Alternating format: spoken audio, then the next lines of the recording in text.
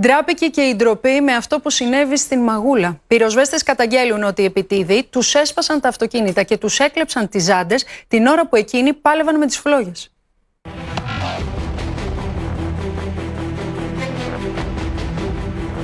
Αγανάκτηση και θλίψη προκαλεί η πράξη κάποιων επιτίδιων να λαιλατίσουν τα αυτοκίνητα εποχικών πυροσβεστών από το χώρο στάθμευσης στη Μαγούλα. Είναι στεναχωρεμένοι, βεβαίως είναι, γιατί τώρα τους τα έχουμε μεταφέρει τα νέα αυτά στις φωτιές που είναι έξω και έχουν, εκτός από έξω αυτά που παλεύουν γιατί είναι δύσκολες συνθήκες, να έχουν και αυτό το πρόβλημα.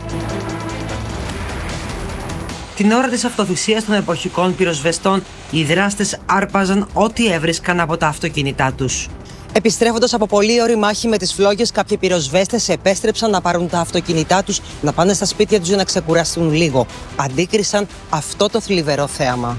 Από το ένα αυτοκίνητο έσπασαν το τζάμι και έκλεψαν ό,τι βρήκαν. Άρπαξαν και το γρίλο του, ο οποίος τους βοήθησε να ξυλώσουν τις ζάντες από το μπροστινό όχημα. Είναι θλιβερά. Όταν ένα παλικάρι πάει και παιδεύεται στη φωτιά και πάει ο άλλος και του κλέβει τις ζάντες και τα λάστιχα, ό,τι και να του κλέψει. Το πάρκινγκ είναι περίπου 5 στρέμματα. Οι δράστες πήδηξαν εύκολα τα σιδερένια και κλειδώματα. Ο πυροσβέστης υπηρεσίας που έμεινε τη νύχτα στο φυλάκιο δεν αντιλήφθηκε το παραμικρό. Σήκωνε συνεχώς τηλέφωνα για να συντονίζει τις προσπάθειες των πυροσβεστών. Σίγουρα είναι νόμιμο. Και εδώ πέρα κλέβουν, άμα αφήνουν πράγματα, κλέβουν. Τα σίδερα.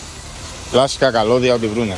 Από τις κάμερες της Αττικής Οδού, η αστυνομία αναζητά τους τρασίτους δράστες. Λυπόμαστε πάρα πολύ γι' αυτό, σαν να είναι δικά μας παιδιά. Ο Θεός μαζί τους.